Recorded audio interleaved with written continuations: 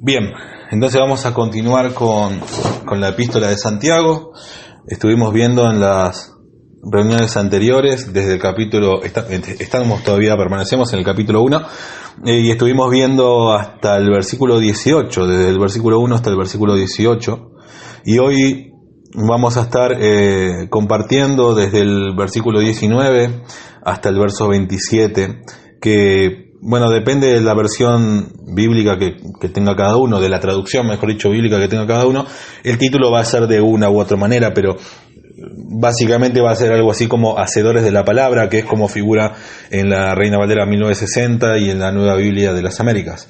Pero para poder interpretar mejor un texto es necesario, entre otras cosas, que reconocer el contexto, ¿verdad?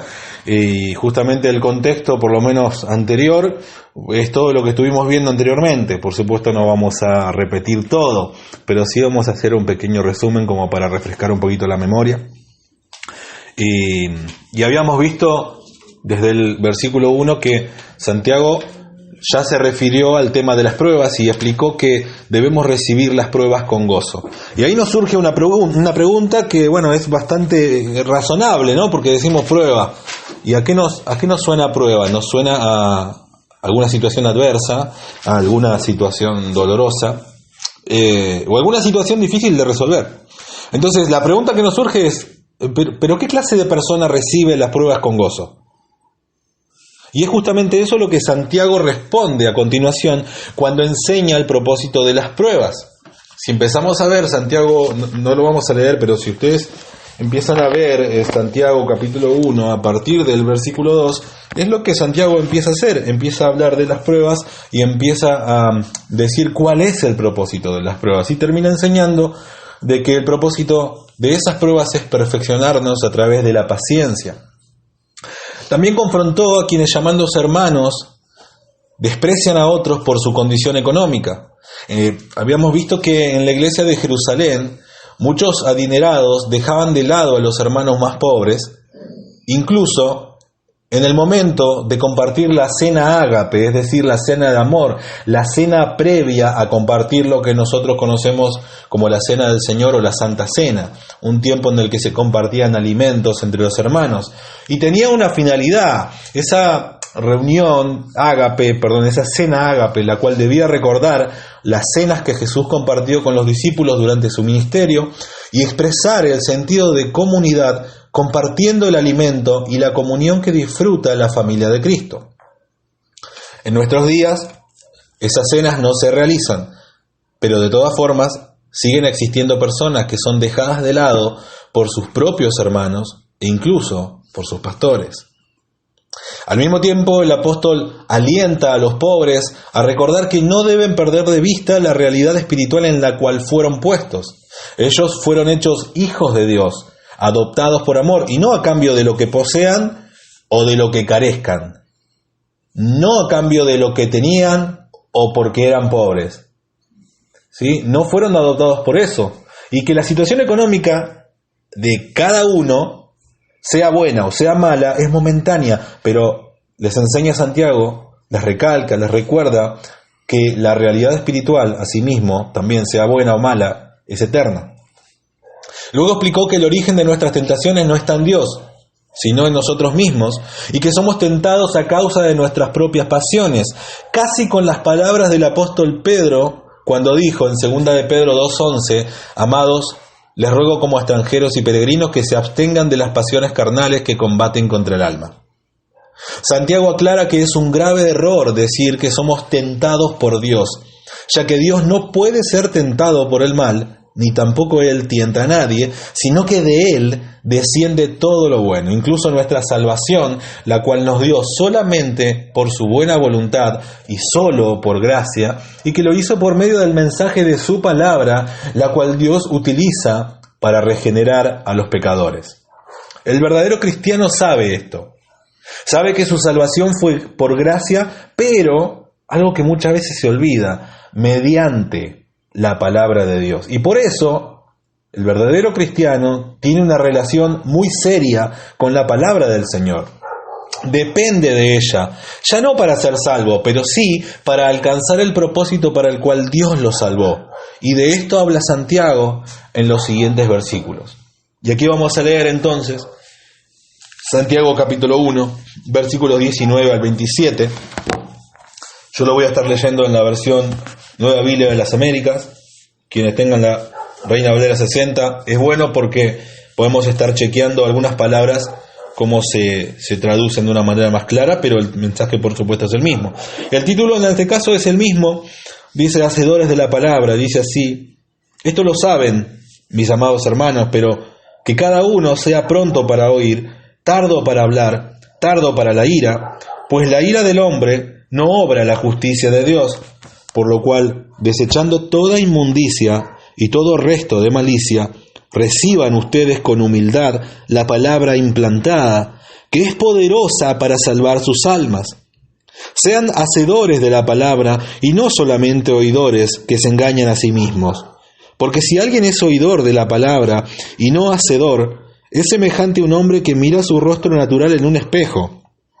Pues después de mirarse a sí mismo e irse, inmediatamente se olvida de qué clase de persona es. Pero el que mira atentamente a la ley perfecta, la ley de la libertad, y permanece en ella, no habiéndose vuelto un oidor olvidadizo, sino un hacedor eficaz, éste será bienaventurado en lo que hace. Y vamos a separar este mensaje en 3 o 4 puntos, y el primer punto lo titulé Cuidando nuestra actitud. Vamos a estar hablando de la actitud, vamos a estar hablando de ser prontos para oír, de ser tardos para hablar, tardos para la ira, y también vamos a estar hablando acerca de la manera en la que debemos escuchar la palabra de Dios. Pero este primer punto entonces es cuidando nuestra actitud. En este pasaje Santiago trata sobre el tema de la ética, y es algo que necesitamos entender qué es lo que significa la ética. El diccionario se refiere o describe, da como significado de la palabra ética, conjunto de costumbres y normas que dirigen o valoran el comportamiento humano en una comodidad. Entonces, ética, según el diccionario, es el conjunto de costumbres y normas que dirigen o valoran el comportamiento humano en una comunidad. Entonces, cuando hablamos de ética cristiana, nos estamos refiriendo a justamente un conjunto de normas que dirigen el comportamiento del cristiano. De esto es lo que en este pasaje Santiago va a hablar. A muchos nos gusta o nos interesa, nos causa interés el conocimiento de la teología. ¿Es bueno tener estudios teológicos? Por supuesto que sí. ¿Es importante? Claro que sí, porque nadie puede creer en alguien que no conoce, nadie puede creer en alguien a quien no entiende. Algunas personas dicen, especialmente aquellos que no les gusta estudiar, dicen de que la teología, estudiar teología es algo inútil porque nadie puede estudiar a Dios. Y eso es absurdo, y lo único que demuestra esa afirmación es ignorancia, y lo digo con respeto, pero porque la teología no estudia a Dios. Si bien la palabra teología significa algo así como el estudio de Dios, la teología no estudia directamente a Dios, como poniéndolo debajo de un microscopio y tratando de extraer cosas de Él. La teología estudia lo que la Biblia dice acerca de Dios. Y teniendo en cuenta de que la Biblia es inspirada completamente por Dios, es escrita, digamos, directamente por Dios de alguna manera, ¿no? Humanamente, por supuesto escrita humanamente, pero inspirada. La palabra inspirada se podría traducir mejor algo así como exhalada por Dios. Así como Dios sopló aliento en el primer hombre y le dio aliento de vida, así, de la misma manera, la palabra de Dios es inspirada, exhalada por Dios a individuos que la escribieron. Así que la teología lo que hace es estudiar lo que la Biblia dice acerca de Dios. En otra palabra, podemos decir que la teología estudia lo que Dios mismo dice acerca de Él, por medio de su palabra. Ahora, por un lado tenemos la teología. ¿Es bueno? Por supuesto que sí, y hasta diría que es indispensable. No indispensable para salvación, pero sí indispensable para el conocimiento de lo que Dios dice de sí mismo. Pero de hecho, cuando predicamos el Evangelio o cuando escuchamos el mensaje del Evangelio, estamos haciendo teología, estamos hablando teológicamente. Lo que una persona necesita para ser salva es, en primer lugar, que Dios la haya predestinado, en segundo lugar, que Dios le dé la fe necesaria, Juan 6:44, que Dios le dé la fe necesaria para que esa persona escuche el mensaje del Evangelio, pero también necesita escuchar el mensaje del Evangelio. Y para escuchar el mensaje del Evangelio hace falta que alguien le predique el mensaje del Evangelio. De hecho, la Biblia dice, pero ¿cómo irán si no hay quien predique? Así que en la predicación del Evangelio, en el momento de la salvación, tenemos dos personas diferentes con dos funciones diferentes. Una persona es la que escucha, otra persona es la que habla o la que predica. Pero el medio utilizado para la salvación es la palabra de Dios. Así que es importante la teología, sí, pero también es importante la ética. La teología es lo que se cree con la cabeza y la ética es lo que se hace con las manos. Es muy bueno tener conocimientos teológicos, pero si la teología no es acompañada de la ética, entonces termina haciéndonos daño. Podemos adelantarnos un poquitito, ahí en Santiago capítulo 3, versículo 1. Santiago 3, versículo 1 dice: hermanos míos, no se hagan maestros muchos de ustedes, sabiendo que recibiremos un juicio más severo. Claramente, acá Santiago no está diciendo de que no hay que ser maestros, no está diciendo de que es malo ser maestro de la palabra, porque de hecho él mismo dice recibiremos, o sea que él mismo se reconoce como maestro de la palabra. Lo que está diciendo es que no debemos buscar rápidamente que nos llamen maestros, porque lo importante no es tanto lo que hablamos con nuestra palabra, aunque sí es importante y lo vamos a ver, sino que más importante es lo que somos por dentro. Pero bien, volvemos al capítulo 1. Tengo acá una anotación que tal vez nos sirva de ilustración. Puse: la verdadera religión es aquella que no solo se fundamenta en una sana doctrina, sino que también produce una sana práctica. La verdadera religión es aquella que no solo se fundamenta en una sana doctrina. ¿Necesitamos una sana doctrina? Por supuesto que sí. Cuando hablamos de doctrina, ¿de qué estamos hablando? De enseñanza. La palabra doctrina proviene del griego didaskalia, de donde viene, por ejemplo, didáctico, y lo único que significa es enseñanza. Así que cuando alguien está enseñando algo, lo que está haciendo es adoctrinando a esa persona. Necesitamos una sana doctrina. ¿Y qué es una sana doctrina? Es una enseñanza basada solamente en las Escrituras, plenamente en las Escrituras, principalmente en las Escrituras. Por supuesto, a veces podemos dar alguna ilustración y eso no es malo, siempre y cuando no contradiga lo que el mensaje de la Escritura dice. Pero entonces la verdadera religión, a veces cuando mencionamos la palabra religión, muchos lo ven como algo malo o un religioso. No, vamos a ver en este texto que vamos a ver hoy. Interpretemos la palabra religión de una manera sana, de una manera correcta, porque lo que Santiago está hablando es de una vida cristiana real. Entonces, cada vez que mencionemos en este texto la palabra religión, no veámoslo como una religión o como un religioso hipócrita, sino religión, la vida cristiana genuina, lo que algunos traducen como piedad, ¿sí? Entonces, ¿es bueno tener conocimientos teológicos? Dijimos, sí, pero si la teología no es acompañada de ética, termina haciéndonos daño. ¿Por qué? Porque la teología tiene relación con lo que creemos, pero la ética tiene relación con lo que hacemos. Teología se relaciona con lo que pienso. Teología es lo que me ayuda a creer de una determinada manera, pero la ética tiene que ver con de qué manera yo pongo en práctica esos principios que estoy aprendiendo. Ética es lo que hago, teología es lo que creo. Y en base a lo que creo, eso hago. Así que por eso es necesario tener una buena teología, pero también es necesario tener una buena práctica. Es lo que algunos teólogos denominan como ortodoxia y ortopraxis. Doxia, lo que tiene que ver con el conocimiento fundamental sano, pero equilibrarlo con la ortopraxis. ¿Vieron cuando a un médico, por ejemplo, se lo denuncia por hacer algo mal? ¿Cómo se le llama eso? Se lo denuncia por mala praxis. Por mala práctica, por una práctica inadecuada. Entonces, los cristianos debemos tener un equilibrio correcto entre ortodoxia, conocimiento bíblico sano, correcto, y ortopraxis, un desempeñarse, un obrar, un practicar la fe de una manera correcta. El tema es que muchas veces estamos en desnivel.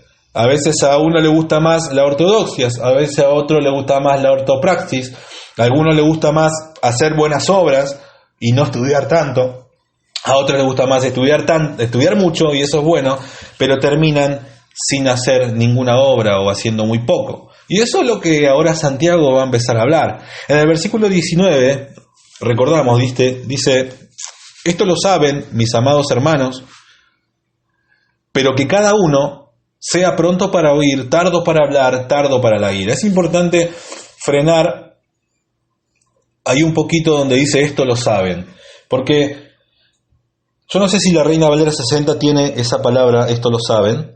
No. No lo tiene, pero el texto, uno de los mejores textos sí tienen esta versión, tiene esta palabra, perdón. Pero lo que está diciendo es que esto que a continuación Santiago va a enseñar es algo que lo tienen bien sabido. Vamos a encontrar muchas veces en la Biblia de que mayormente, principalmente el Señor Jesús, lo que hace es enseñar cosas que está reiterando algo que en sí ya se sabía, pero que considera que es importante refrescar, es importante reiterar. Pablo en un momento dijo: para mí no es gravoso repetirles las mismas cosas, para mí no es una carga repetirles las mismas cosas una y otra vez, porque para ustedes es algo seguro recordar estas cosas. Así que lo primero que les dice es: esto que les voy a decir, amados hermanos, eso ustedes ya lo saben, pero aún así, como es importante, que cada uno sea pronto para oír, tardo para hablar, tardo para la ira. Y cuando dice pronto, ¿a qué se refiere? Que cada uno esté más dispuesto a escuchar que a hablar. Que esté más dispuesto a escuchar que a enojarse, que a irarse. Vamos a separar un poquito esas palabras: oír, hablar y obrar. Oír y hablar y obrar son tres cosas que definen a una persona de alguna manera. Muchas veces cuando escuchamos a alguien cómo habla, lo escuchamos un rato y ya más o menos podemos saber cuáles son sus principales intereses, cuáles son las cosas que lo apasionan, cuáles son las cosas que le resultan más importantes, más interesantes. De hecho, el Señor mismo dijo que de lo profundo del corazón habla la boca, ¿verdad? Así que cuando escuchamos a una persona hablar podemos saber cómo es, por lo menos un poco, el corazón de esa persona. Pero oír, hablar y obrar son tres cosas que nosotros encontramos en este versículo 19. Sí, no encontramos la palabra exactamente obrar, pero si vemos dice: esto lo saben mis amados hermanos, pero que cada uno sea pronto para oír, tardo para hablar, tardo para la ira. En el 20 dice: pues la ira del hombre no obra la justicia de Dios. Por eso puse ahí obrar también. Oír, hablar y obrar son tres cosas que definen a una persona, pero estas tres cosas están íntimamente relacionadas, como enganchadas una con otra. Dependiendo de la actitud con la que se haga una cosa, se harán las demás. La persona que habla mucho, por lo general, le cuesta escuchar a los demás. Y sabemos que quienes suelen hablar mucho también suelen hacer poco, ¿verdad? Habrán visto, tal vez en alguna cena, en algún momento, que cuesta mucho mantener una conversación en la que todos participen de la misma conversación. Y eso ocurre porque por lo general las personas están más dispuestas a hablar que a escuchar al otro. Incluso cuando alguien comparte un tiempo de consejería, se enseña que el consejero debe estar muy preparado, por supuesto, para hablar, pero también debe estar igualmente preparado, ni más ni menos, igualmente preparado para escuchar. Un consejero que esté apurado en hablar seguramente va a terminar respondiendo cosas inadecuadas, porque necesita primero escuchar a la persona. Ahora, cuando el consejero comienza a hablar, es necesario que la otra persona escuche. Y de eso se trata una conversación sana y respetuosa, en que uno hable a su tiempo, el otro escuche, y luego el otro habla, y éste escucha. Cuando nosotros escuchamos la palabra de Dios, hay un lugar que necesitamos ocupar, y es el lugar de escuchar. En la iglesia primitiva a la cual Santiago escribió, Había conflictos éticos iguales a los de hoy. Y a medida vamos estudiando la carta de Santiago, vamos a ver que muchas cosas que estaban viviendo en esa época, las vivimos nosotros también en nuestra época.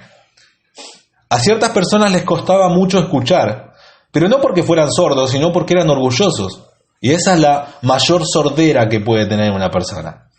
Una persona que tiene problemas de oído, de salud, puede recibir información a través de otro tipo de lenguaje. Pero una persona que tiene el corazón lleno de orgullo no va a recibir información por más que le hable con señas. Así que el problema que había en esta iglesia y el problema que tenemos hoy todos los cristianos en mayor o menor nivel, es que muchas veces nos cuesta escuchar. Sin sentir adentro ese fueguito que te dice, ay, qué ganas de hablar, qué ganas de opinar, qué ganas ahora de cortar ahí y meter un bocadillo porque yo sé esto que tengo para decir. Y nos cuesta escuchar. Nos cuesta cuando las predicaciones son demasiado largas. Nos cuesta. ¿Por qué? Porque hay algo en nosotros que quiere hablar. Estamos más preparados para hablar muchas veces que para escuchar. Una vez escuché a alguien que dijo, por algo Dios nos dio 2 orejas y una sola boca, para que escuchemos más y hablemos menos. No es bíblico, pero creo que es cierto, de alguna manera, ¿no? Pero estas mismas personas, decíamos que de la iglesia a la cual Santiago escribe, si bien la carta de Santiago es una epístola general, no es una epístola que está dirigida, por ejemplo, a Corinto, o a Efesios, o a Gálatas.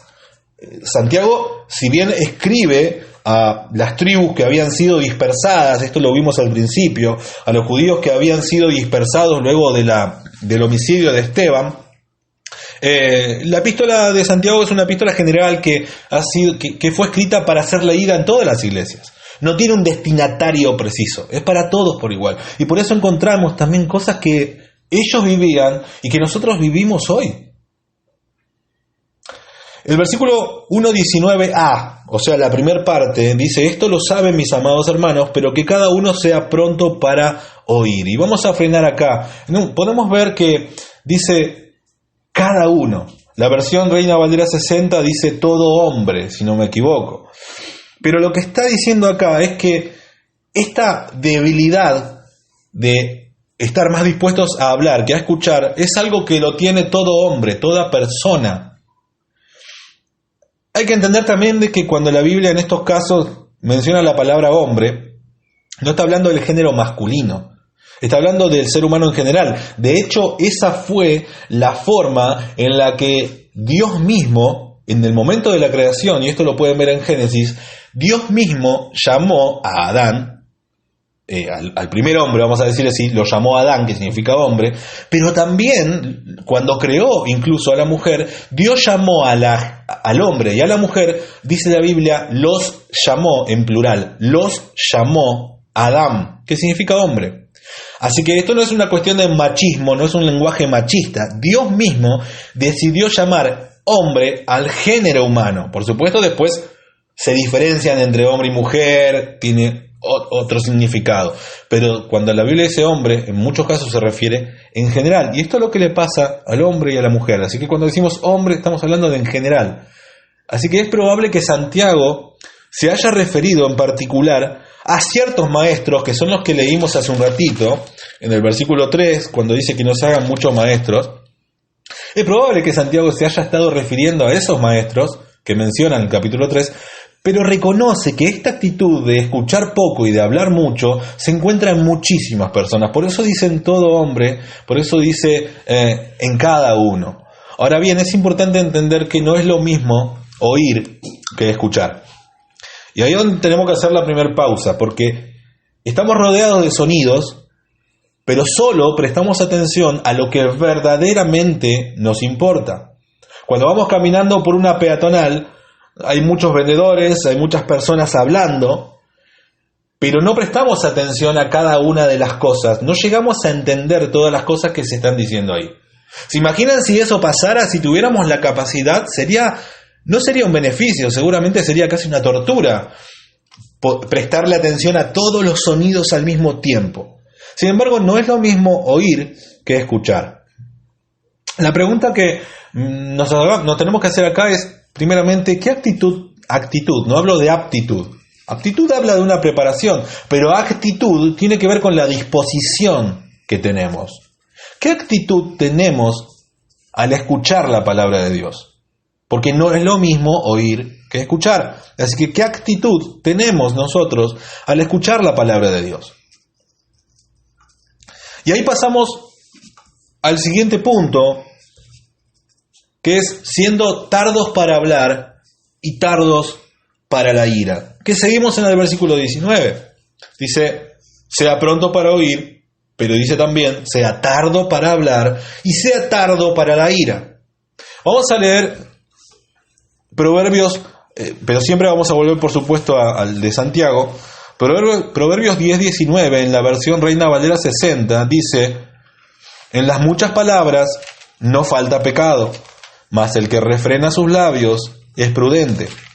Proverbios 10:19, Reina Valera 1960, dice el Señor, en las muchas palabras no falta pecado, mas el que refrena sus labios es prudente. Las personas que tienen cierta capacidad especial al hablar, los que, ustedes vieron que hay personas que en el momento de hablar se desarrollan mejor, encuentran un montón de sinónimos para ilustrar algo, suelen recibir cierto reconocimiento. Santiago nos dice que es más importante saber escuchar que saber hablar. De hecho, a veces es contraproducente. Hablar mucho, acá lo estamos viendo, hablar mucho y escuchar poco. Una persona que hable muy bien, elocuentemente, que pueda describir la misma situación con diferentes ejemplos, que tenga la capacidad de algo tan difícil tal vez de explicar o algo tan complejo que lo pueda explicar a un nivel que hasta un niño lo pueda entender, por supuesto que es un talento maravilloso. Pero mejor talento es saber escuchar.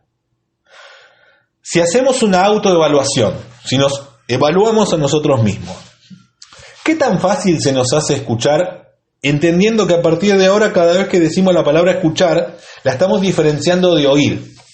¿Sí? Oír, cualquier sonido. Escuchar tiene que ver con prestar atención. Así que, ¿qué tan fácil se nos hace escuchar con atención a alguien durante un tiempo sin interrumpirlo? ¿Qué tan fácil se me hace escuchar a alguien con atención durante un tiempo sin interrumpirlo? Es una pregunta que me tengo que hacer. Y la otra pregunta es, ¿cuánto tiempo dedicamos a pensar lo que vamos a decir antes de pronunciar las palabras? ¿Cuánto tiempo dedicamos a pensar lo que vamos a decir antes de pronunciar las palabras? ¿Vieron que a veces se dice, contá hasta 10 antes de hablar? Ahora, a eso me refiero. ¿Cuánto tiempo dedicamos o somos explosivos y decimos lo que se nos viene a una mente? Recuerdo una vez una persona que me dijo, yo soy tan sincera que lo que pienso lo digo. Y es maravilloso la capacidad que tienen algunos de, en lugar de decir, soy un bocón, una bocona que no me aguanto y digo las cosas sin pensar, lo transforman, lo disfrazan de algo bueno y lo dicen, soy demasiado sincero. ¿Vieron cuando alguien dice, mi peor defecto es que soy demasiado sincero? ¡Wow! Es increíble, pero hay personas que disfrazan lo malo de bueno, e incluso eso es bíblico, porque a lo malo llamarán bueno. Dice Proverbios 17, 27 al 28, Proverbios 17, del 27 al 28,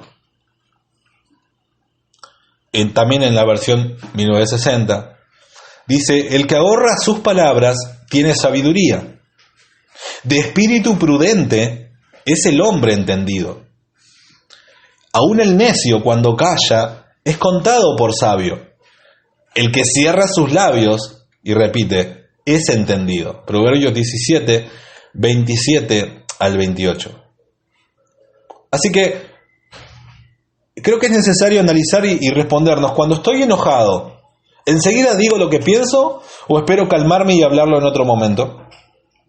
Voy a leer otro texto que está en Mateo capítulo 12, versos 36 al 37. Mateo 12, 36 al 37. En la versión 1960 dice, voy a leerlo un poquito antes, ¿sí? ¿En qué situación estamos acá en este texto? El Señor había curado, había sanado a una persona que estaba endemoniada y que como consecuencias era ciega y muda, y las personas, los fariseos, empezaron a juzgarlo y a decir de que Jesús había expulsado o estaba expulsando a los demonios por la intercesión o intervención por medio de Satanás. Entonces Jesús ahí es cuando los confronta y les dice de que un reino dividido contra sí mismo no prospera. Ahora, todo parte del problema de lo que ellos estaban diciendo, de lo que estos fariseos estaban diciendo. Entonces, llegamos al versículo 32 y dice: a cualquiera que dijere alguna palabra contra el Hijo del Hombre le será perdonado, pero el que hable contra el Espíritu Santo no le será perdonado ni en este siglo ni en el venidero. O hagan o haced el árbol bueno y su fruto bueno, o haced el árbol malo y su fruto malo, porque por el fruto se conoce al árbol. 34, dice: generación de víboras, ¿cómo podéis hablar lo bueno siendo malos? Porque de la abundancia del corazón habla la boca. 35, el hombre bueno del buen tesoro del corazón saca buenas cosas, y el hombre malo del mal tesoro saca malas cosas. Mas yo os digo que de toda palabra ociosa que hablen los hombres, de ella darán cuenta en el día del juicio. Porque por tus palabras serás justificado y por tus palabras serás condenado. Entonces podemos decir, según ese texto, podemos decir de que las palabras son los frutos que revelan el estado de nuestro corazón. Podemos decir de que lo que hablamos demuestra cómo está nuestro corazón. Las palabras son los frutos que revelan el estado de nuestro corazón. Nosotros somos el árbol y lo que hacemos son los frutos. Si somos árboles malos, entonces los frutos serán malos. Si somos árboles buenos, es decir, realmente cristianos, vamos a decirlo para que se entienda, los frutos serán buenos. Pero un árbol bueno no puede dar frutos malos, y un árbol malo no puede dar frutos buenos. Y estamos hablando ahora específicamente del fruto, si bien hay otros, no me refiero al fruto del Espíritu, porque la carne no da frutos, ¿sí? Es el Espíritu el que da frutos, y ni siquiera es frutos, es fruto. Un solo fruto con diferentes características o manifestaciones. Pero estoy hablando fruto entre comillas, ¿sí? Entonces, el fruto de nuestro corazón se revela a través de nuestras palabras. Vamos a leer versículos 20 al 21 de Santiago.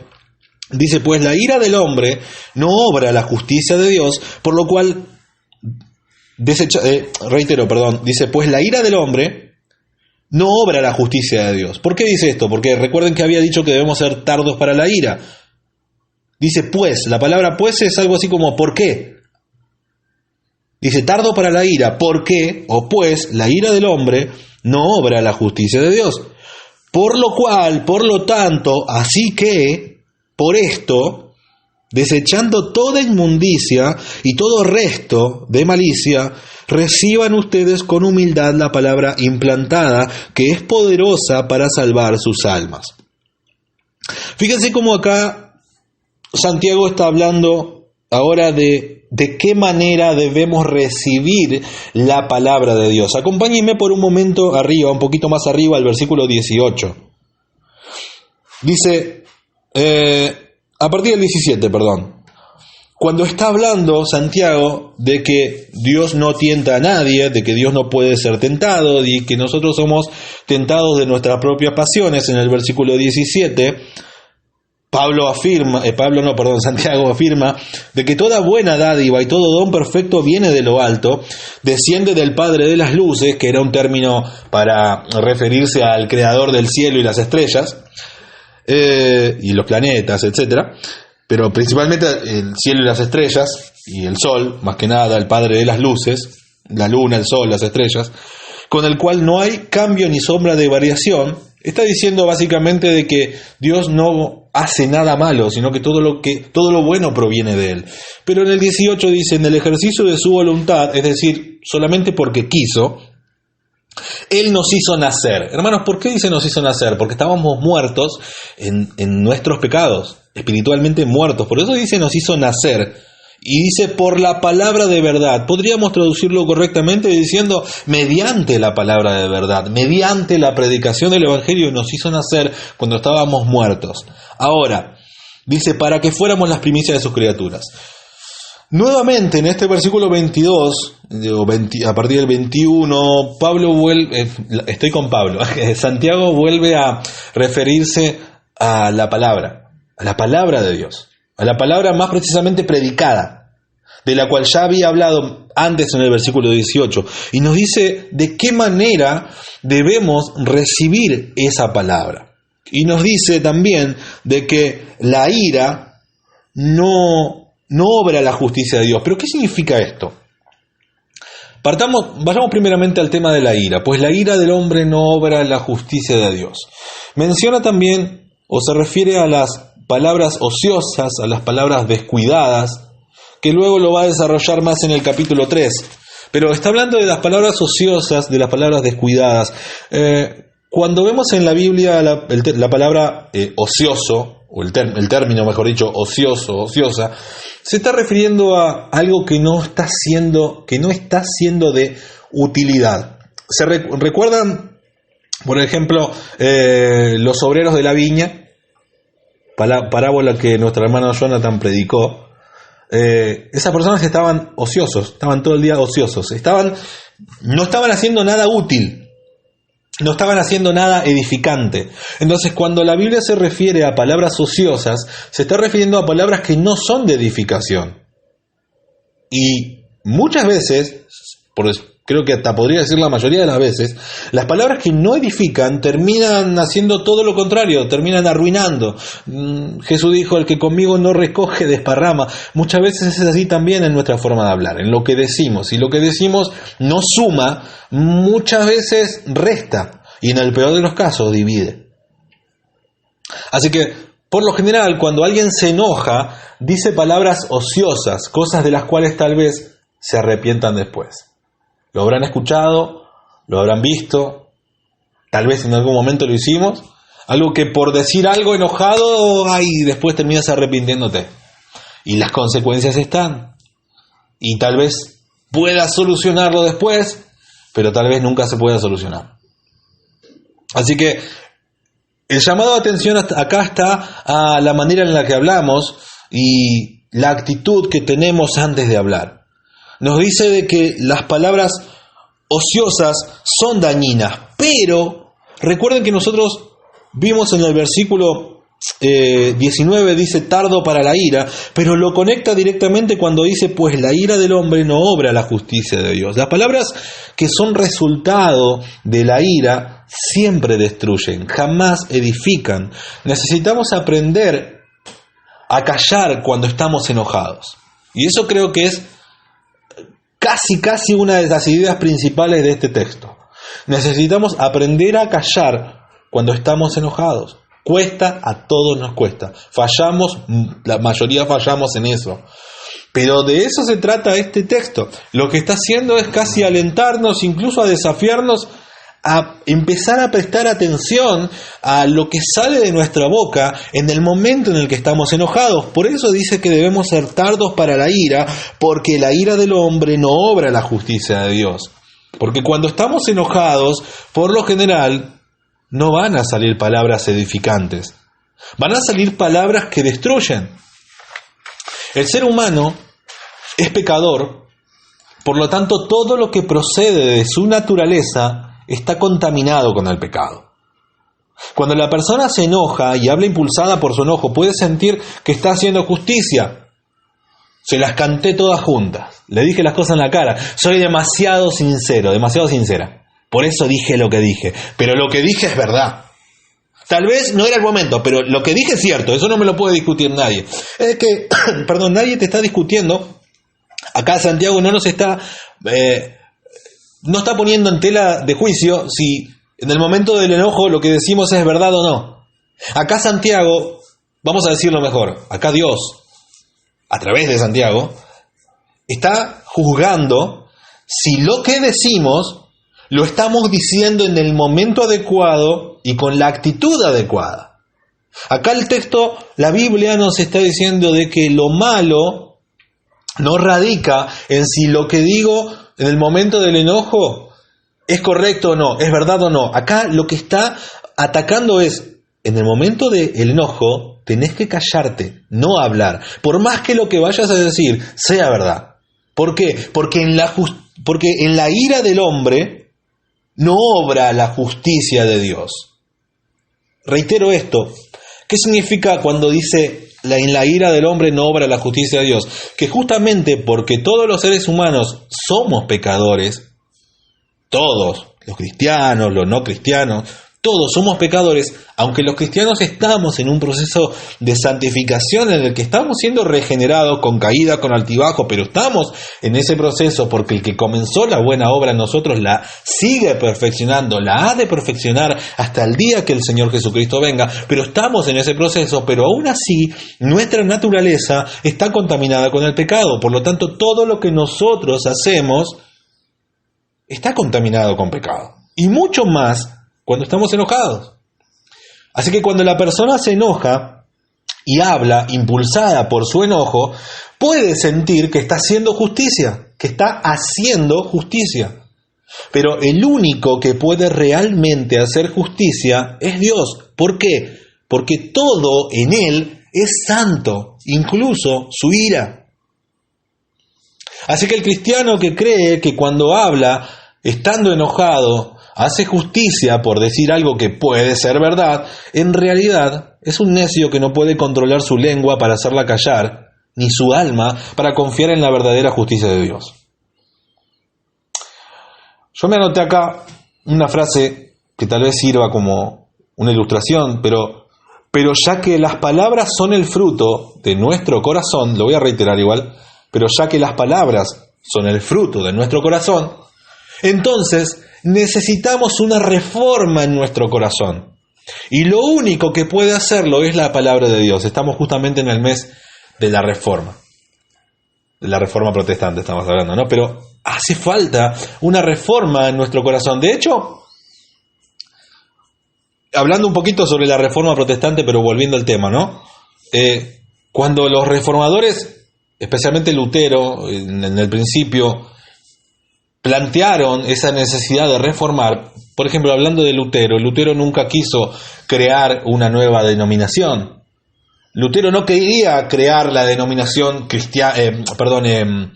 bautista o presbiteriana. Lutero no tenía intención de crear una nueva denominación. Lutero lo que quiso hacer es reformar la Iglesia Católica.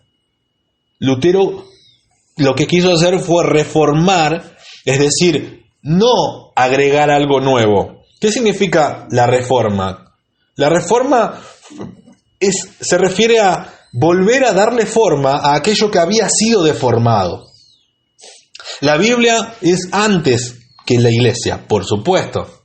Pero la Iglesia Católica había deformado la sana doctrina de la Escritura y le había agregado cosas que nada tenían que ver con la sana doctrina de la Escritura. Así que por eso era necesario hacer una reforma.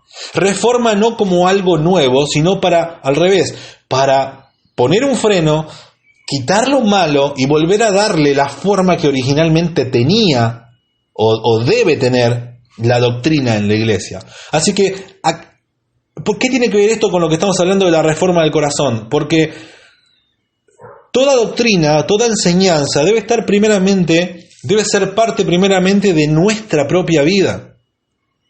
Era necesario que los corazones sean reformados. Porque podíamos reformar un texto, pero la persona puede seguir siendo la misma. No me quiero enredar acá, pero voy a esto. Ya que las palabras son el fruto de nuestro corazón, esto ya lo vimos recién, entonces necesitamos una reforma en nuestro corazón. Y lo único que puede reformar nuestro corazón, lo único que puede hacerlo, es la palabra de Dios.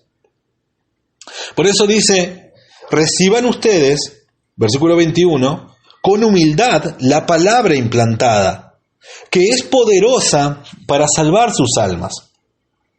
Cuando dice con humildad, se está refiriendo, quiere decir, a recibirla con mansedumbre, recibirla con una disposición a obedecerla. La conversión es de adentro hacia afuera. Este es un punto que me puse acá para detallarlo. La conversión siempre es desde adentro hacia afuera.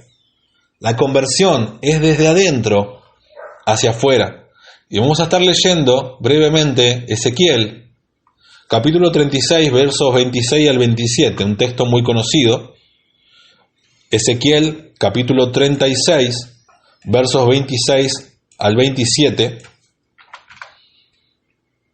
Lo voy a leer en la versión Reina Valera 1960, que es la más conocida, por supuesto. Dice: os daré un corazón nuevo, dice Dios, y pondré espíritu nuevo dentro de vosotros. Y quitaré de vuestra carne el corazón de piedra y os daré un corazón de carne. Y pondré dentro de vosotros mi espíritu y haré que andéis en mis estatutos y guardéis mis preceptos y los pongáis por obra. Hermanos, acá está hablando del proceso de regeneración que Dios hace con la persona nacida de nuevo, con el creyente cuando realmente nace de nuevo espiritualmente. Pero veamos de que la modalidad de Dios para producir una reforma en la persona no es de afuera hacia adentro, es de adentro hacia afuera. Dice: les daré un corazón nuevo. Luego dice: y pondré un espíritu nuevo dentro de ustedes. Y quitaré de su carne el corazón de piedra y les daré un corazón de carne. Por supuesto, es todo simbolismo, ¿no? ¿Verdad? Dice: y pondré dentro de vosotros mi espíritu, el Espíritu Santo, y haré que anden en mis estatutos. Pero dice: haré que anden en mis estatutos, pero para que andemos en sus estatutos, primeramente fue necesario un cambio interno, fue necesario que cambie nuestro corazón. Entonces recién ahí Él hace de que nosotros tengamos la capacidad por medio del Espíritu Santo para que andemos en sus estatutos y para que guardemos sus preceptos y para que los pongamos por obra. Así que nadie puede poner por obra, por lo menos no a la manera de Dios, nadie puede convertirse de afuera hacia adentro, nadie puede poner por obra de una manera sincera los mandamientos de Dios si primeramente Dios no cambia su corazón. Así que acá en Santiago estamos viendo el mismo concepto.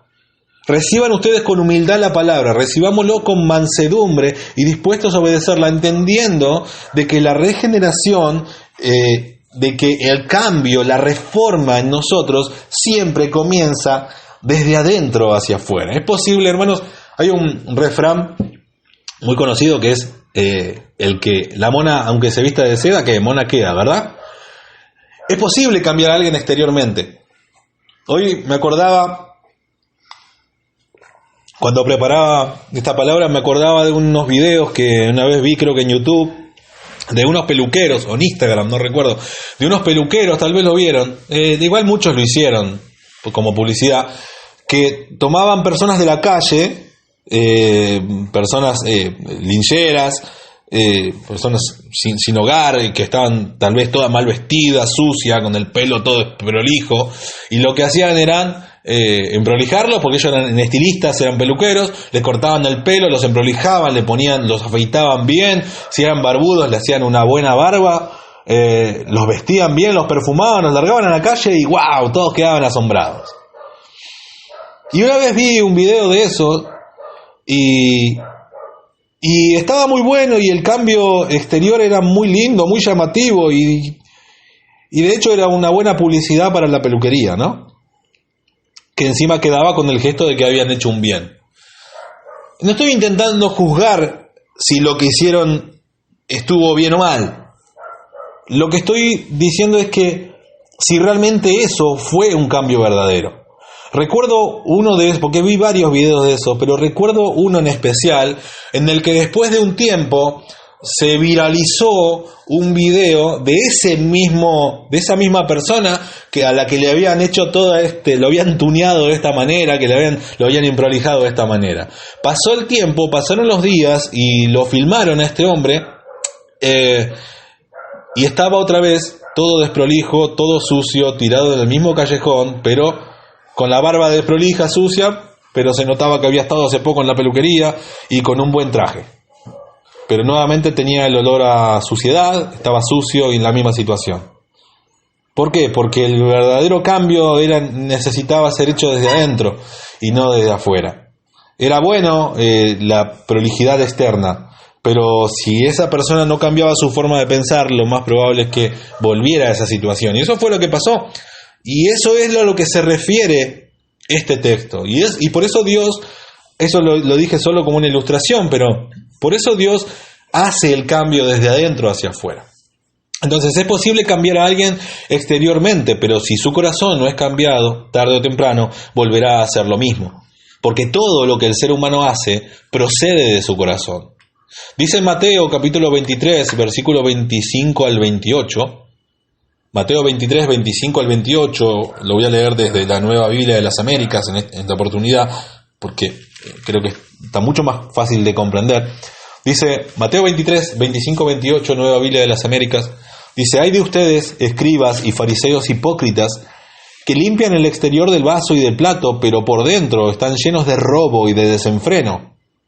Fariseo ciego, limpia primero lo de adentro del vaso y del plato, para que lo de afuera también quede limpio.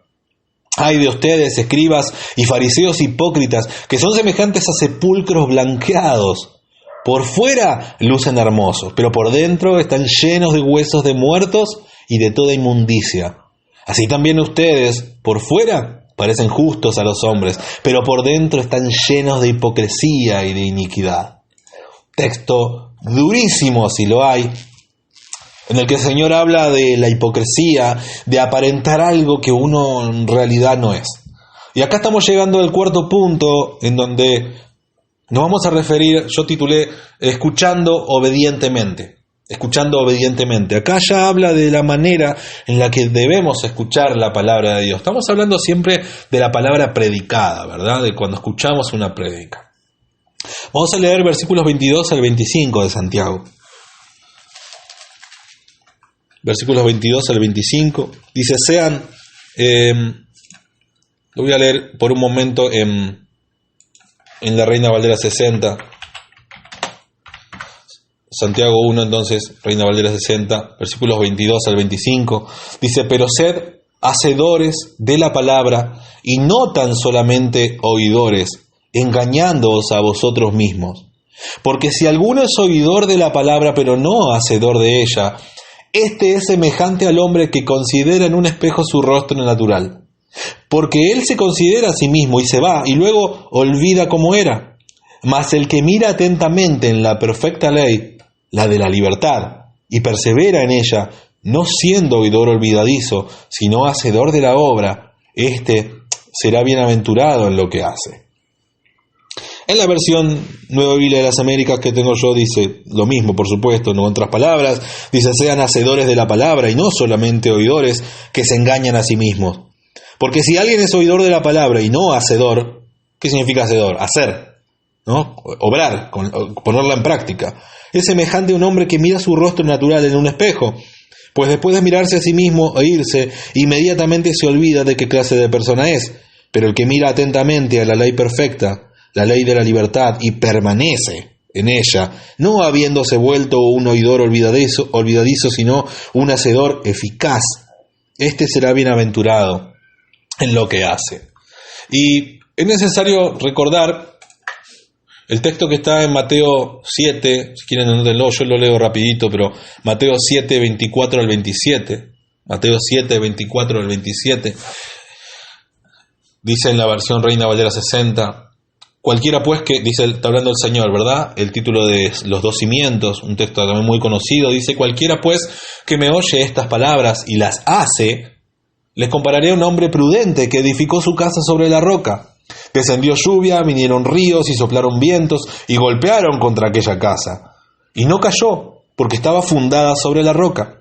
Pero cualquiera que me oye estas palabras y no las hace, les compararé a un hombre insensato que edificó su casa sobre la arena.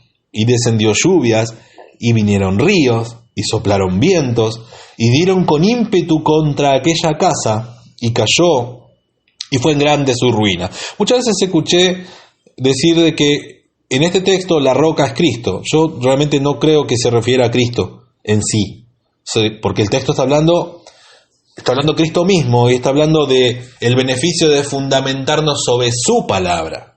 Así que en este texto, cuando dice la roca, se refiere a su palabra, a la seguridad de su palabra, a refugiarnos, a fundamentar nuestra vida sobre la roca, sobre la seguridad de su palabra. Así que la roca en este texto no es Cristo en sí mismo, la roca es la palabra de Dios. Entonces cualquiera que oye estas palabras y no las hace, dice el versículo 26, les compararé a un hombre insensato, etc. Así que acá Jesús está planteando la misma situación con una diferencia. Hay una persona que escucha la palabra y la pone en práctica. Hay otra persona que escucha la misma palabra, pero no la pone en práctica. Los resultados son diferentes, aunque los dos escucharon la misma palabra. Santiago acá está diciendo exactamente lo mismo, pero de otra manera. Santiago dice algo así como que escuchar la palabra de Dios y no obedecerla es engañarse a sí mismo. Hay un término que nosotros podemos encontrar allí en Mateo capítulo 7, creo que también está, exactamente cuando dice hacedores de maldad. Sí, Mateo capítulo 7, verso 21 al 23. Dice, no todo el que me dice Señor, Señor, Mateo 7, 21 al 23, dice, no todo el que me dice Señor, Señor, entrará en el reino de los cielos, sino el que hace la voluntad de mi Padre. No el que la escucha, dice, sino el que hace la voluntad de mi Padre que está en los cielos. Muchos me dirán en aquel día, dice el Señor. ¿En aquel día a qué se está refiriendo? Está hablando de cuando el Señor vuelva o cuando a nosotros nos toque presentarnos delante de Él. Precisamente aquí está hablando del reino, de la venida del reino, o de más precisamente cuando el Señor regrese, ¿verdad? En donde los muertos serán resucitados y todos deberemos rendir cuentas ante Él. Pero dice, muchos me dirán en aquel día, Señor, Señor, ¿acaso no profetizamos en tu nombre? ¿Acaso hoy podríamos decir, acaso no predicamos en tu nombre?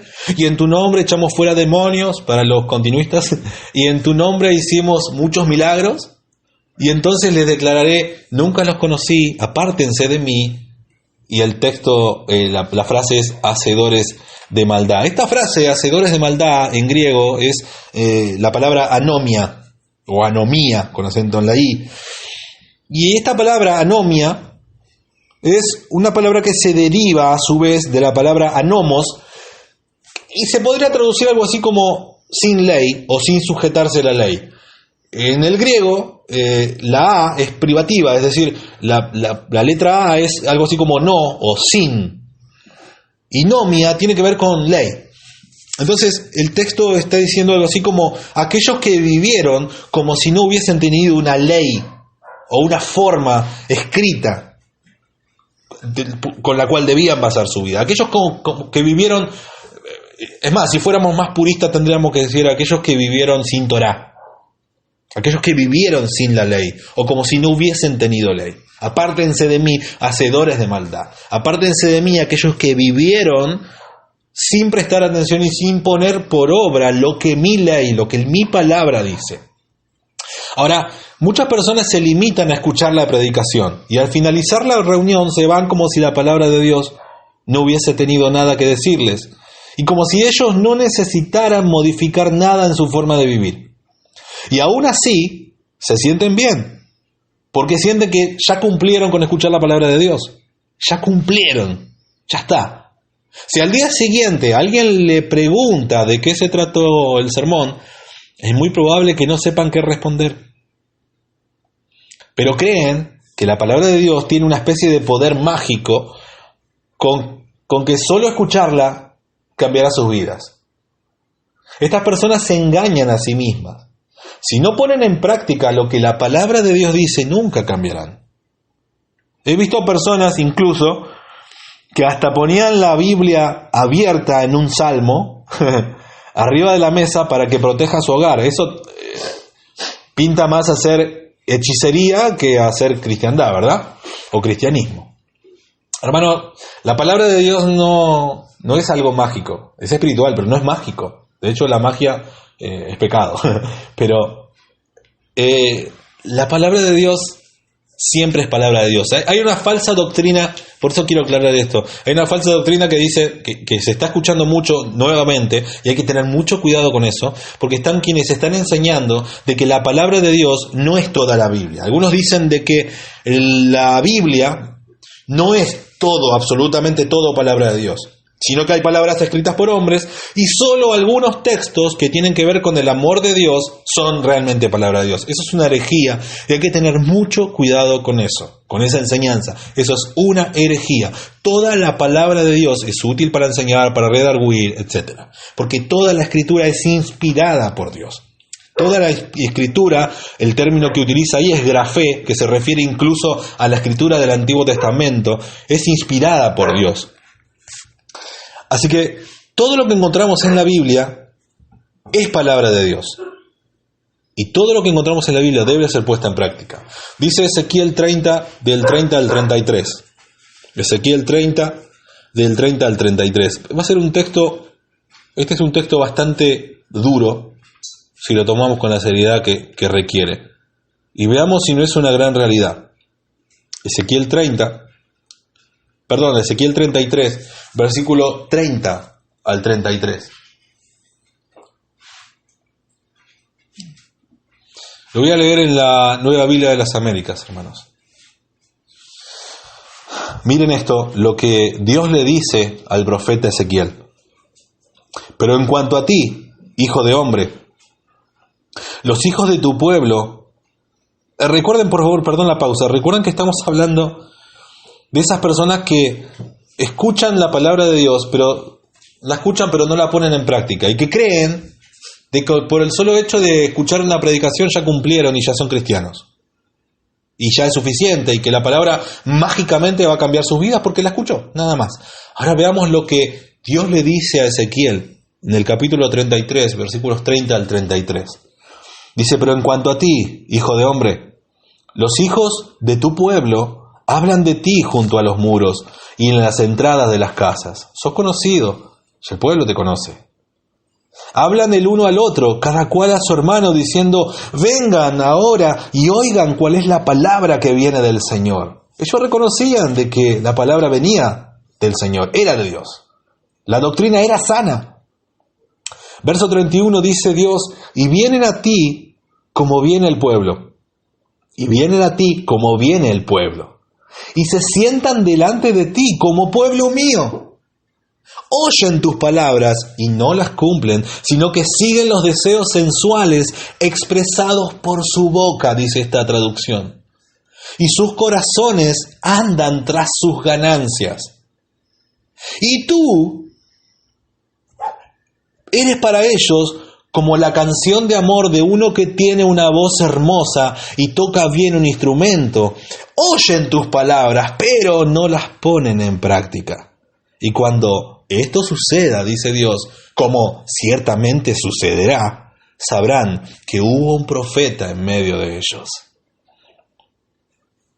Hermanos, acá Dios le está diciendo al profeta algo muy claro. Estás predicando lo correcto.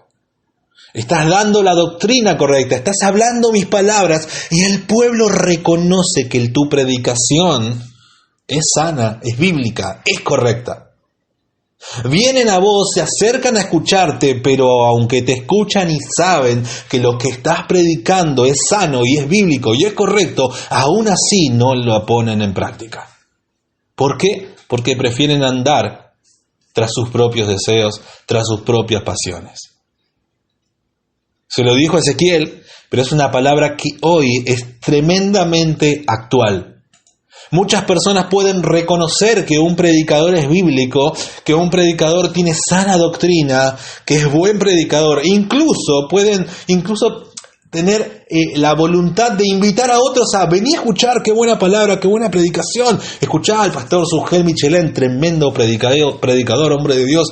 Excelente doctrina. Escuchá al pastor Miguel Núñez, escuchá a John MacArthur, escuchá a... No hace falta que sean estos famosos. Hay muchos predicadores que son desconocidos ante mucha gente, pero muy conocidos ante Dios. que predican sana doctrina, pero aún así las personas van a escuchar la sana doctrina, van a reconocer que el mensaje es correcto, que el predicador es correcto, pero aún así no la van a poner por obra, pero aún así la van a escuchar. ¿Y por qué? ¿Y por qué se ponen? ¿No es acaso un tiempo perdido? No es, yo a veces me pregunto, las personas que vienen a escuchar, vienen en una forma de decir, no en general, que se acercan a escuchar una predicación, sabiendo que la prédica es correcta, dedican el tiempo para escucharla, pero luego no la ponen por obra. ¿Acaso no es una locura? ¿No es una pérdida de tiempo? ¿Acaso no es más sensato para esa persona decir, nada, mejor no escucho, si igual no la voy a cumplir, si igual no la voy a poner por obra? ¿Acaso no sería más lógico? Sí, pero sin embargo muchas personas hacen eso. Escuchan, saben que es verdad, pero aún así no la ponen en práctica. ¿Por qué?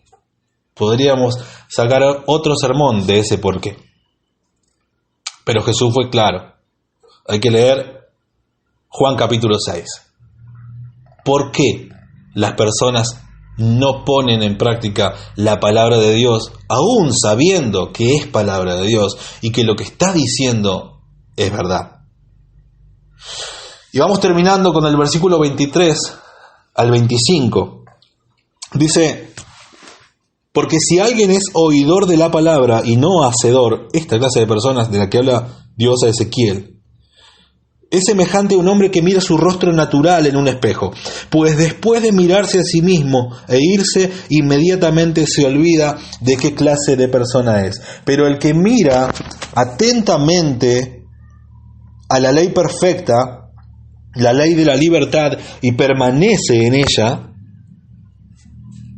no habiéndose vuelto un oidor olvidadizo, sino, todo lo contrario, un hacedor eficaz.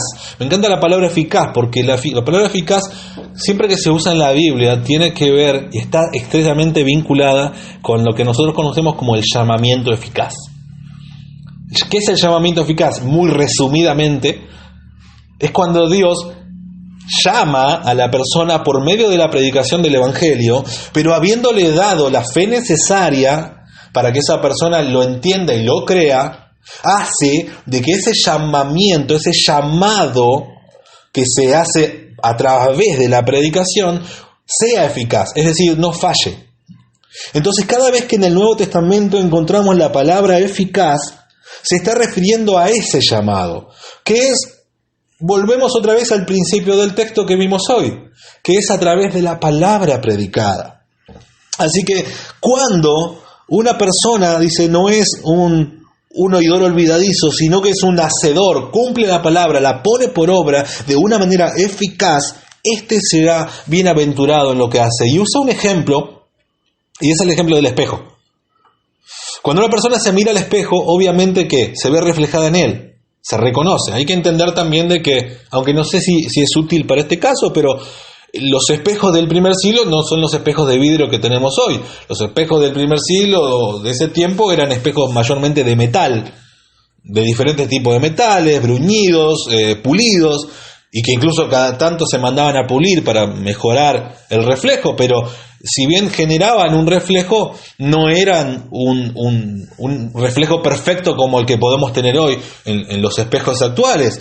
Daba un reflejo un poco borroso, un poco distorsionado, pero servía más o menos para lo que se necesitaba en aquel tiempo.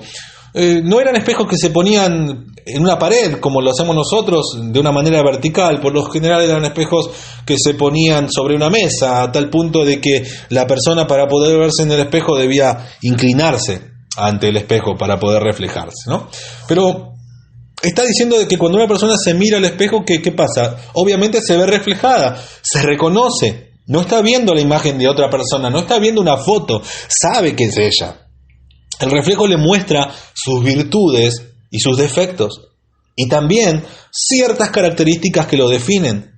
Se mira en el espejo y siente que se conoce tan bien que podría hacerse un autorretrato a la perfección. Sin embargo, y nos pasa a todos, después de alejarse del espejo, poco a poco se olvida de cómo es su rostro y de lo que el espejo le mostró. Nos miramos al espejo. No importa si estuviste afeitándote media hora y te viste todo ese tiempo al espejo. Después que te fuiste, ya no te acordás cómo es tu rostro. Es un ejemplo perfecto, porque así es la persona que escucha una prédica. De alguna manera se ve reflejada en ella, sabe que la palabra de Dios le está mostrando sus defectos. Agrego esto en cuanto a lo de Ezequiel, sabe que es la palabra de Dios, sabe que lo que se le está predicando es lo correcto, y que incluso las cosas que la palabra, la predicación le está mostrando que debe cambiar o que debe implementar en su vida es lo correcto, y siente que ahora sí, por fin va a tomar una decisión.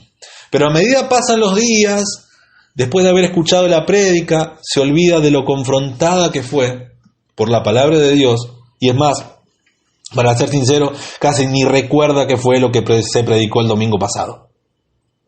Por eso es tan importante tomar nota, porque todos tenemos esa tendencia. Dios no bendice al que escucha, sino al que escucha con atención y obedece inmediatamente. Dios no bendice al que escucha. ¿Cómo que no? No porque no es suficiente. Ya lo vimos durante todo este texto y podemos encontrar muchos ejemplos más.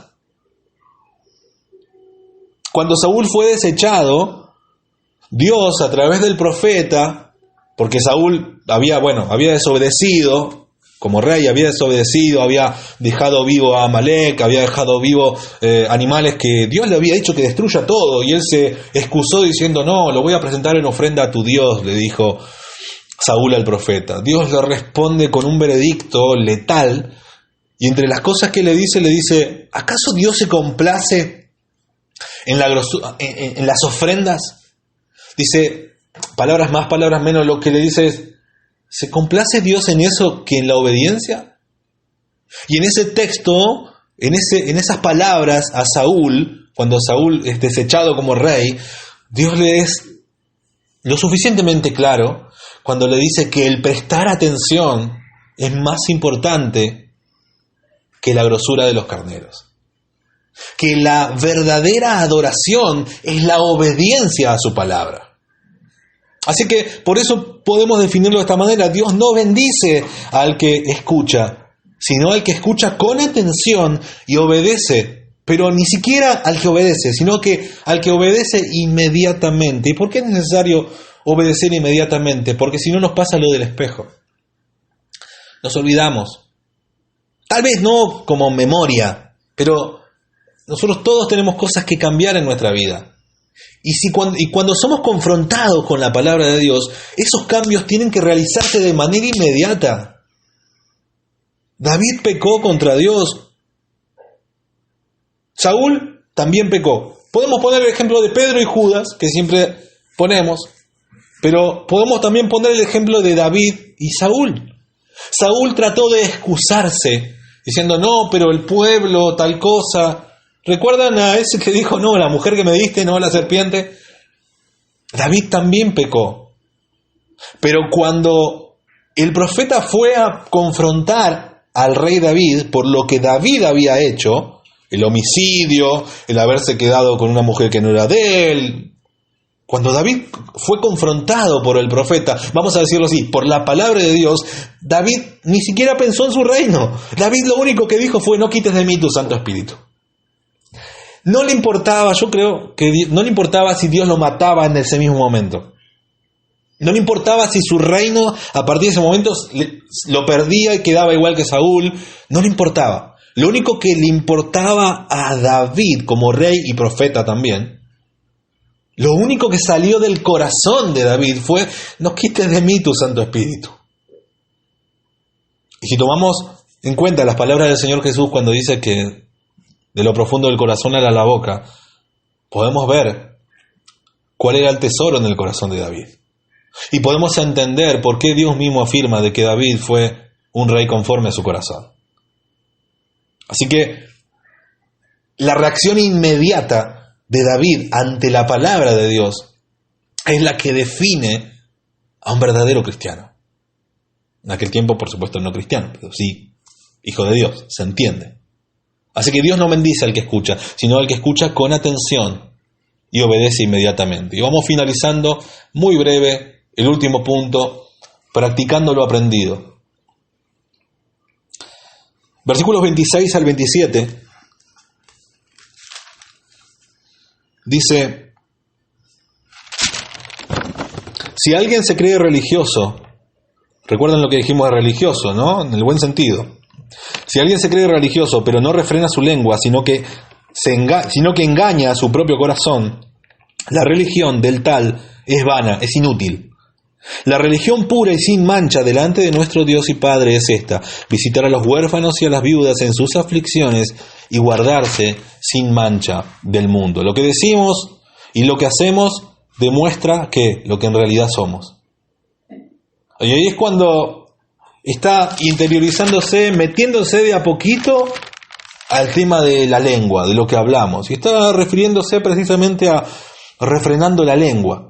Desde el punto de vista del hombre, voy a citar unas palabras del teólogo Simon Kistemaker, no sé si lo estoy pronunciando bien, pero él dice así en uno de sus comentarios, dice: desde el punto de vista del hombre, la respuesta apresurada, la distorsión de la verdad, es decir, la exageración o el cambio de una verdad, la indirecta sutil y el chiste dudoso,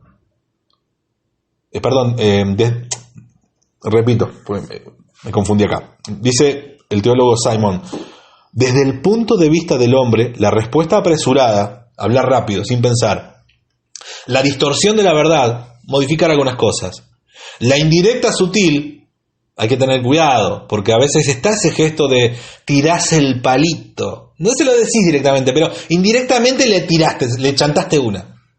Y vos sabés que esa frase que tiraste, esa indirecta sutil, sabés que tiene malicia en el fondo.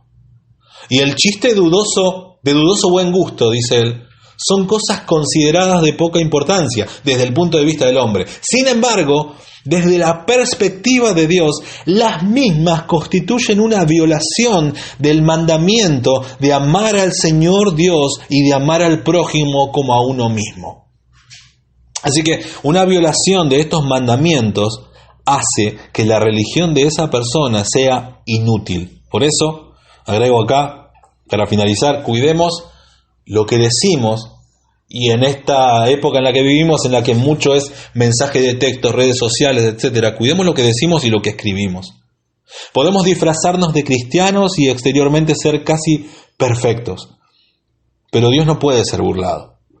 Podemos pasar desapercibidos delante de nuestros hermanos, como lo hizo Judas durante todo su ministerio, incluso cuando el Señor dijo: uno de los que está acá me va a traicionar. Fíjense que nadie dijo: seguro Judas. No, incluso cada uno dijo: seré yo, Señor, seré yo, Señor. Nadie desconfió de Judas. Pero nuevamente, Dios no puede ser engañado. La atención que prestamos a la palabra de Dios y la urgencia con la cual la ponemos en práctica demuestran si nuestra religión es verdadera o es solamente un disfraz. Oramos. Padre amado, te damos gracias por tu palabra, te damos gracias porque nos permites compartir este tiempo, te damos gracias porque tu palabra nos edifica, porque tu palabra, como un espejo no imperfecto, sino perfecto, nítido, nos muestra el reflejo de lo que tú eres, pero al mismo tiempo nos muestra el reflejo de lo que nosotros somos.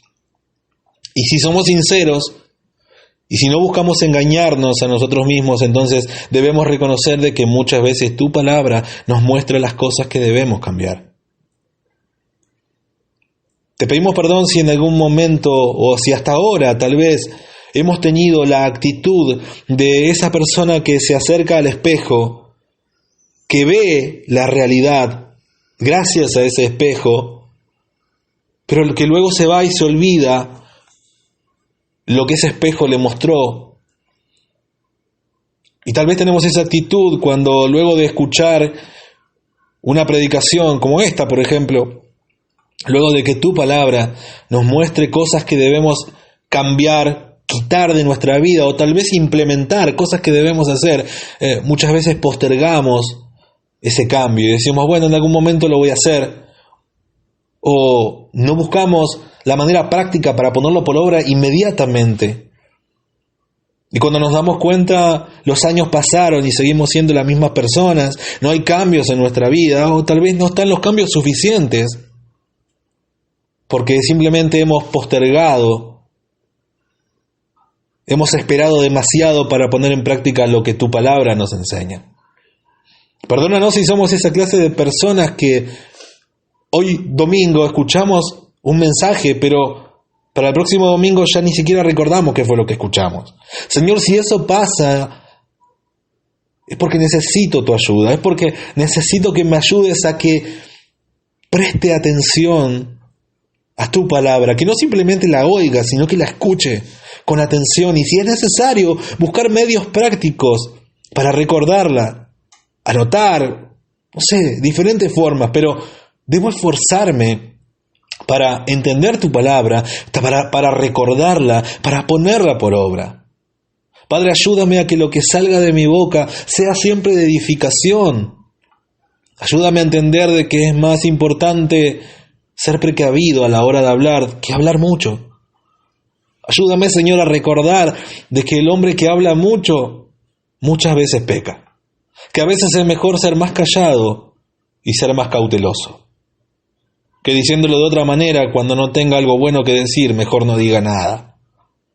Que cuando lo que vaya a decir no sea de edificación, tenga cuidado que no sea de destrucción. Porque por mis palabras ociosas seré juzgado. Rendiré cuentas delante de ti de cada cosa que diga. Por eso, Padre, ayúdame a no decir cosas en el momento de enojo, aún aquellas que creo que son correctas, porque en la ira del hombre no obra tu justicia. Porque en lo que a mí me parece que es justo decir cuando estoy enojado, al ser yo una persona, un hombre pecador, mi aparente justicia en realidad está manchada de pecado y seguramente habrá egoísmo ahí, habrá deseo de venganza, habrá deseo de hacerle pagar al otro por lo que me hizo sentir. Padre, esa no es tu justicia, esa no es tu manera de obrar. Si eso pasa, Padre, ayúdame a entender de que necesito una reforma desde mi interior, de que no importa cuán santo parezca exteriormente, porque lo que importa es nuestro corazón, lo que importa es mi corazón. Por eso tú estableciste, Padre, esa forma de reformar al ser humano a partir de su corazón, desde su interior, desde adentro hacia afuera. Perdóname si muchas veces estoy tan atento a las cosas exteriores que no cuido las interiores. Perdóname si estoy tan atento a lo que se ve en mi vida. Y eso es bueno, porque es bueno cuidar el testimonio, pero no sirve de nada cuando eso es fingido. Ayúdame a darle más importancia a mi santidad en la intimidad que en lo exterior. Porque si en mi intimidad soy genuino y recto delante de ti, dentro de todo lo que pueda, entonces lo que se va a mostrar exteriormente también será lo mismo. Porque si el árbol es bueno, el fruto será bueno. Pero no sirve de nada intentar dar frutos buenos si soy un árbol malo, porque a la larga mi fruto será malo. Padre, gracias por tu palabra. Tenemos mucho que aprender, mucho por poner en práctica. Gracias te damos por tu bondad, por tu amor y por tu paciencia. En el nombre de Jesús te damos gracias, Señor. Amén y amén.